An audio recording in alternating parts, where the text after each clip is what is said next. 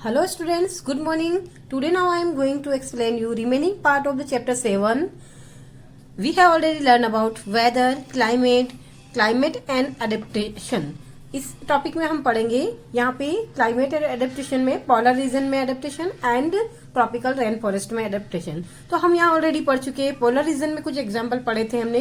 Polar region में किस तरह से एनिमल्स अडेप्ट करते हैं. तो अब यहाँ पे हम पहले हम पढ़ चुके हैं बियर के बारे में, एडेप्टेशन इन पोलर बियर के बारे में. अब दूसरा एग्जाम्पल हमारा है पेंगुइन्स. तो यहाँ पेंगुइन्स में किस टाइप से एडेप्टेशन होता है वो मैं अभी आपको समझाऊंगी. Another well-known animal living in the polar region is the penguin. दूसरा एग्जाम्पल है पेंगुइन, जो मैं अभी आपको समझा रही हूँ कि पेंगुइन में किस तरह से अपने आप को बॉडी में अडेप्ट करते हैं, वो किस तरह से चेंजेस लाते हैं बॉडी में वहाँ पे पोलर रीजन में रहने के लिए. It is also white and merge well with the white background.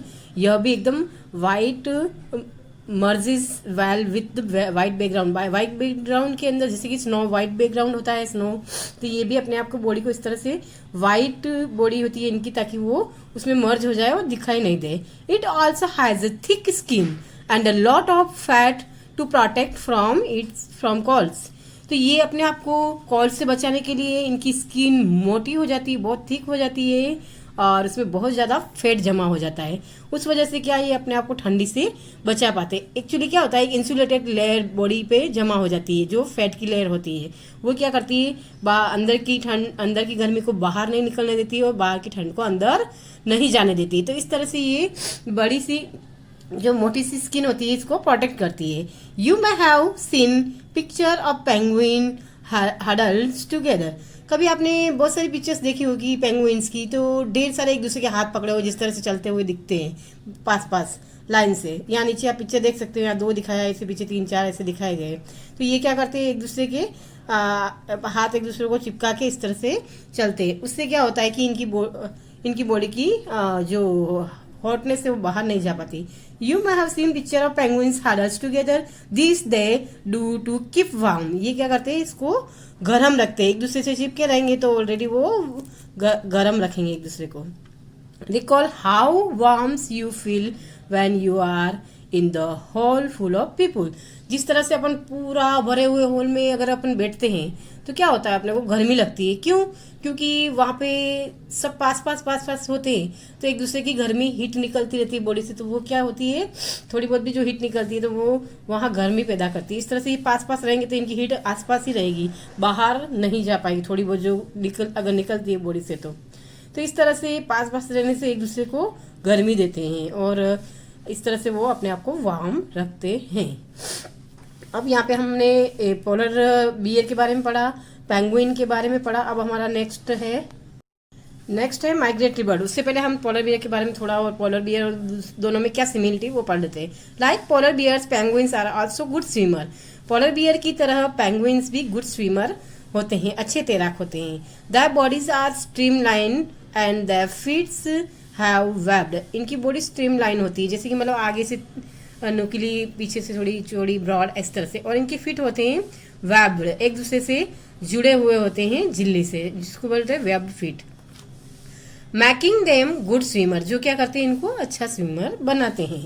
Other animal living in the polar regions are many type of fishes, musk, oxen, reindeer, foxes, seal, whales and birds. बहुत सारे animals हैं ये जो सारे polar regions में रहते हैं. ये सारे पोलर रीजन में रहने वाले एनिमल्स के एग्जांपल है. इनमें भी बहुत सारे चेंजेस होते हैं जो पोलर रीजन में होते हैं उनकी बॉडी में. It is to be noted that wild fish can remain under cold water for long.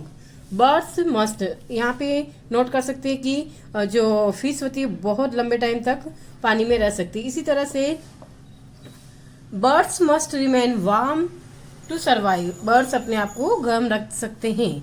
They migrate to warmer region when winter sets in. जब विंटर का सीजन होता है तो ये क्या करते हैं, अपने आप को वार्मर रीजन में माइग्रेट कर देते हैं. And they come back after the winter is over, और विंटर ओवर होने के बाद वापस आ जाते। एक्चुअली माइग्रेशन का मतलब होता है एक जगह से दूसरी जगह में जाना, इसको बोलते हैं माइग्रेशन। जब ठंडी बहुत ज़्यादा होती है तो वहाँ पे अपने आप को ठंड से बचाने के लिए वार्म रीजन में ये उड़ के चले जाते हैं, इसको बोलते हैं माइग्रेशन। और इस तरह से वो अपने आप को पूरा विंटर जब तक खत्म होता है तब तक वो वहीं रहते हैं और फिर वापस उधर चले जाते हैं अपने रीजन में। You now probably that India is one of the best destinations of many of birds. यहाँ पे देखा होगा इंडिया बहुत सारे बर्ड्स का डेस्टिनेशन, यहाँ पे बहुत सारे बर्ड्स आते हैं फॉरेन से, migratory birds. You must have seen or hear about the Siberian crane that comes from Siberia. आपने सुना ही होगा साइबेरियन क्रेन्स जो कि साइबेरिया से आते हैं इंडिया में, जो राजस्थान के भरतपुर क्षेत्र में आते हैं हर साल, विंटर के हर साल ये आते हैं यहाँ पे। Siberian cranes that comes from Siberia to places like Bharatpur in Rajasthan and Sultanpur in Haryana and some wetland of north। तो यहाँ पे हरियाणा के सुल्तानपुर में, राजस्थान के भरतपुर में, and wetland of north east and some other places of India कि other जो part से, बहुत सारे इंडिया के अलग अलग पार्ट से, कुछ पार्ट से जहाँ पे भी माइग्रेटरी बर्ड्स आते हैं। यहाँ पे जैसे कि आप गुजरात में भी देख सकते हो, यहाँ पे नाल सरोवर में आते हैं, राजस्थान में जैसे भरतपुर क्षेत्र में देख सकते हैं, फिर हरियाणा में सुल्तानपुर में, इस तरह से जो गीले क्षेत्र है नॉर्थ और ईस्ट में कुछ प्लेसेस पे ये आते हैं। तो इस तरह से माइग्रेशन करके अपने आप को बचा लेते हैं ठंड से। तो यहाँ पे अपने 3 एग्जाम, यहाँ पे हमने पोलर रीजन जो अपनी आपकी बॉडी में अडेप्टेशन किया, फिर इसके बाद पेंगुइन के बारे में पढ़ा, फिर ये क्रैंस जो उड़ के एक दूसरी जगह से जाते हैं, माइग्रेशन करते हैं। तो यहाँ पोलर बर्ड्स के बारे में पढ़ लिया। उसके बाद हम यहाँ पे ट्रॉपिकल रेन फॉरेस्ट, ये नेक्स्ट टॉपिक हमारा है। ट्रॉपिकल रेन फॉरेस्ट में जो एनिमल्स या जो भी लिविंग बींग्स रहते हैं तो वो अपनी बॉडी में किस टाइप्स के चेंजेस लाते हैं, ये नेक्स्ट टॉपिक आपको मैं अपने नेक्स्ट लेक्चर में समझाऊंगी। आज के लिए इतना ही। Goodbye, have a nice day.